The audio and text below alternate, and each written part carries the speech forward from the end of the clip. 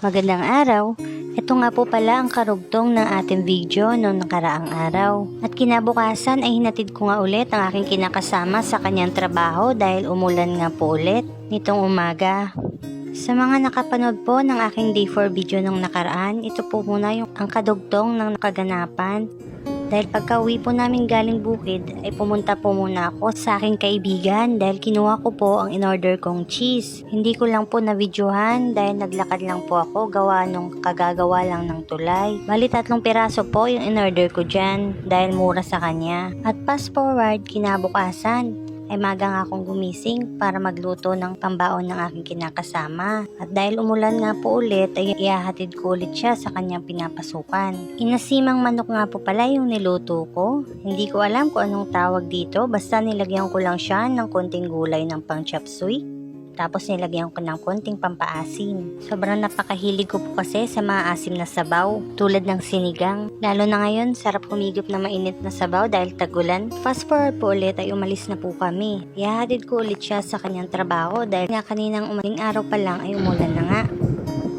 Medyo inagahan na nga namin ang pag-alis dyan. Gawa nung nakaraan ay kamuntikan na siyang malate. Dahil nga tulad na sinabi ko nung nakaraan, pag ganito talagang tag-ulan, ay madalas traffic po dito sa amin.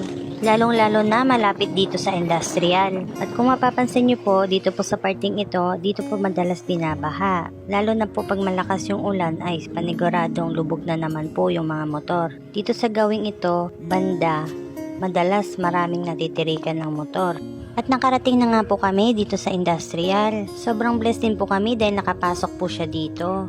Hindi na siya ganong nahihirapan papasok dahil mula po sa amin hanggang sa kanya pinapasukan ay 10 minutes lamang po ang kanyang binabiyahe. Kung sa susunod po at gumanda po ang araw at ako'y magja-jogging, ipapakita ko po sa inyo na abot tanaw lamang po mula sa bukid ang industrial. Ganun na po siya kalapit sa amin. Halos magkalapit na sa aming barangay. Kung tatanawin, ayun nga lang, pagbabaybayin natin yung pinakakalsada papunta dito ay medyo malayo pa nga. Dahil medyo malayo pa nga ang iikutan nito.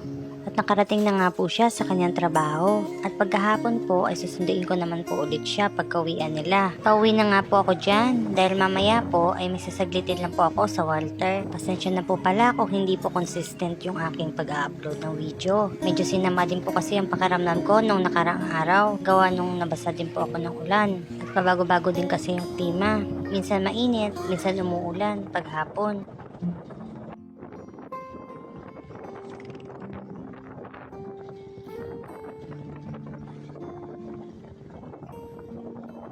Papunta na po pala ako dyan sa Walter dahil may sasaglitin lang po ako importante. Hindi rin po ako nagtagal doon. Hindi na rin ako ganong nag-video sa loob dahil sumaglit nga lang ako.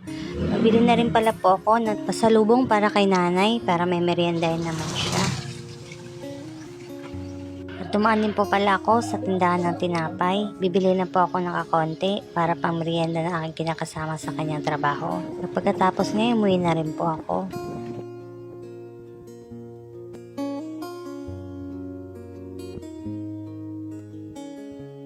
Pagdating ko po ng bahay, sinamsam ko muna at tinupi ang mga damit na nilabhan ko nung nakaraang araw. Pasensya na po talaga dahil wala po ako gaano may content ngayon gawa nung umuulan po at hindi po gaano maganda ang aking pakaramdam. Ito nga po pala ang update ng aking timbang. Kahit papano po ay nabawasan na naman po ako. At ito po yung aking lunch, 2 pirasong sunny side up na itlog, tapos yung inasimang manok. Hindi po muna ako nag-ehersisyo, gawa ng baka mabinat po ako.